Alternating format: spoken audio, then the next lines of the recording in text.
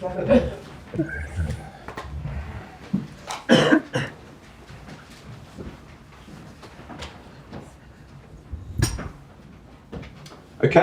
good morning and thank you for joining us. We will take the usual format today with two sections, beginning with a live broadcast section. Gail Davis and Sky Sports News. Off you go, Gail. Morning. Morning. Should we start with the normal injury update, and in particular interested in where Liam Delap is in terms of dates he may be penciled in to play as well as injury? Yeah, we don't have any new injury. Liam took part of the session yesterday with the team for the first time, so he's not going to be available for tomorrow game, but probably for the next one, yes. So a little bit ahead of schedule, and that feels like quite a boost for you. But the schedule also can change a little bit, depends how they improve or getting worse. In the first time they said to me that it could be available for the 25th of October. So today is 24th, 25th, so it's... So cup game next week possibly? Yeah, can be available. Yeah. A lot was made on Wednesday about all your youngsters and the records that they broke and how many you had on the pitch. As a coach who's obviously coaching some players worth hundreds of millions and also the opportunity of coaching kids, what's the challenge in bringing those youngsters through, and how do you approach it? Do you actually enjoy that side of it? Yeah, the ability to kind of mould these guys for forevermore. Yeah, I said after the game that it was a special night, especially for the club, for the fans, with so many young players. I said many times that they are all good players, talented players, and the main thing for me is just to try to help them day by day, how they can get better and better, and also for me personally, it's the only way to improve the team if you are able to improve players. So this is the main target with young players. When you say help them day by day, clearly it's a coaching help, but what else do you do to make sure these guys are going to be at the very top of the time?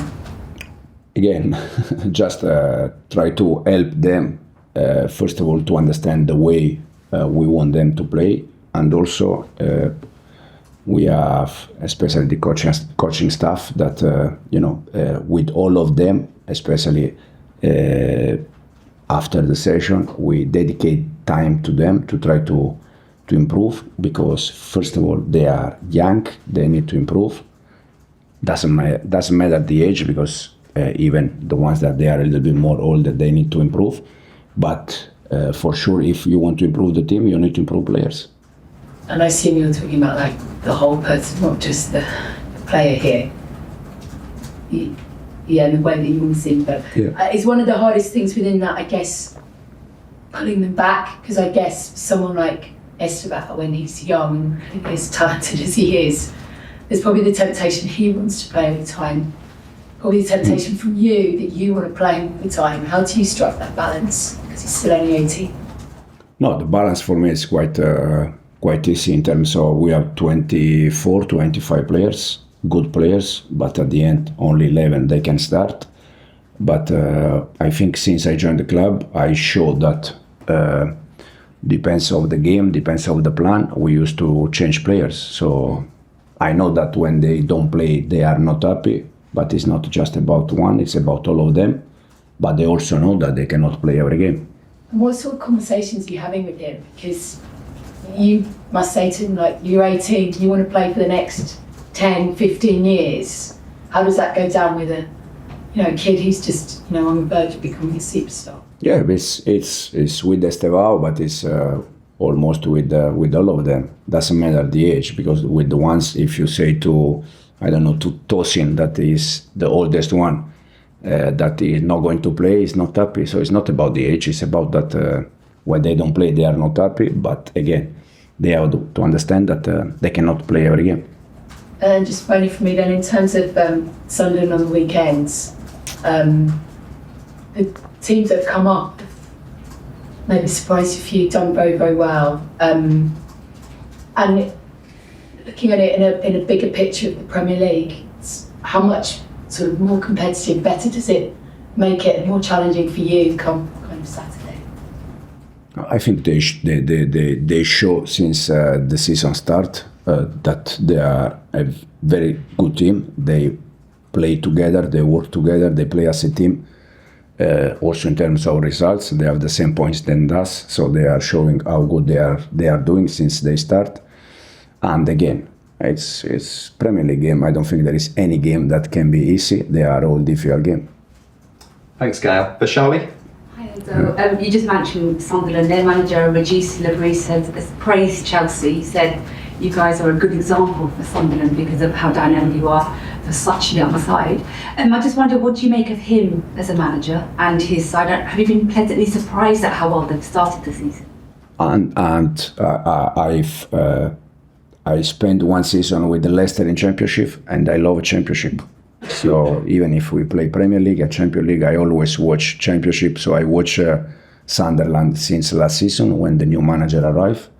They are doing very good, not from just this season, from last season. They play good football. They are quite strong, physicality strong. So I really like the way they are doing the things. Marc Guiu, of course, started the season for Sunderland, has come back, and we've seen him deployed up front. I just wondered, how do you see his development as a number 9, and then the way that it impacts Joao Pedro's ability to do what he does from a deeper position? Yeah, Marc is a typical number 9. You can see physicality strong. He's box, player. Again, it's 06. He can improve and he can do many things better. And we are working with him every day, try to help him. And as I said already many times, he's going to play games with us. Then in terms of Joao, we know that he can play as a 9 or he can play as a 10. In both positions, I think Joao is very good. But probably when he has another 9 next to him, he's playing better. Thanks, Vishali. John? Just on Marc Guiu, obviously when he came back from Sunderland, he wasn't really playing. Did he come and see you and have a chat with you, and did you have to explain to him, where his position was here? Yeah, we have a chat with Marc 2 weeks ago. I told him that the way he was training I didn't like, and he needs to change. He changed and he get the chance. Easy like that. So what didn't you like about the way he was training? He was not training well. In what way?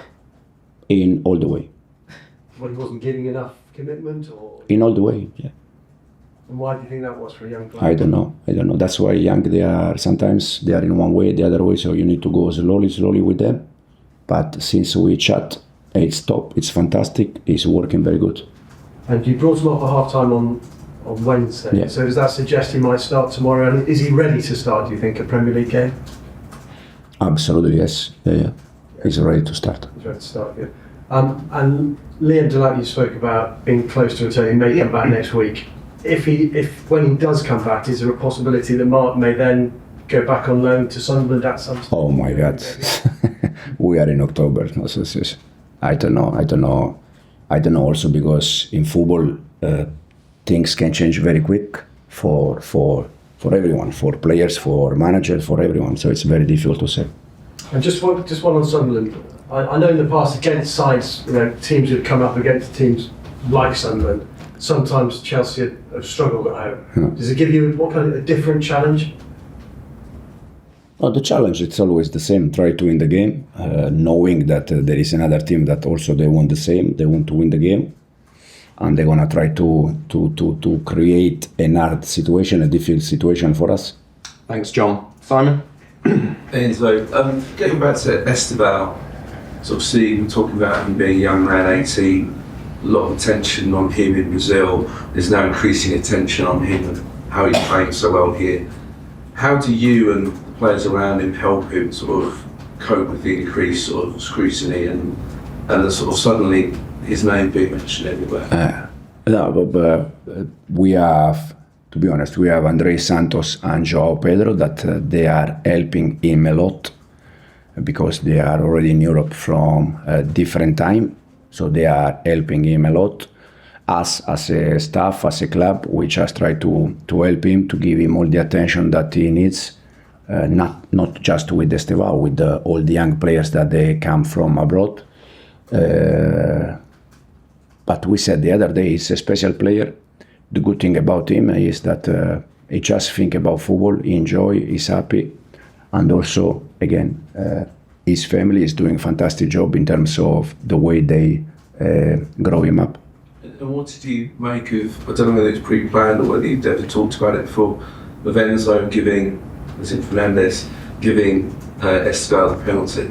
There was, I don't know whether you knew, there was an incident the season before you arrived where Chelsea players argued over a penalty, and it sort of took away from the performance that night, whereas this seemed like quite a good gesture that the team spirit is very good. It's very, very good. I told the players after the game that for sure we were very happy about the winning, about the 3 points against Ajax, but the main thing about that game was Enzo when he gives the ball to Estevao, because show how is the team in this moment, how they are all together in terms of togetherness, in terms of effort, and this is what we need if we want to try to do something important. Thanks, Simon, and we'll finish this section with Rob. Hi, Enzo. What targets did you set for the players at the start of this season, and do you revise those expectations as the season goes on? So, have 4 wins in a row, or made you reassess what might be possible? The target with the players since day one is try to work hard every day, try to improve yourself. That is the only way to try to achieve something important.